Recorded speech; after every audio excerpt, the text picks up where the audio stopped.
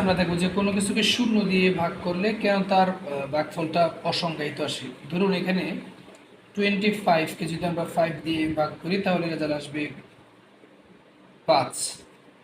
আবার যদি 20কে 5 দিয়ে ভাগ করি তাহলে আসবে হচ্ছে 4।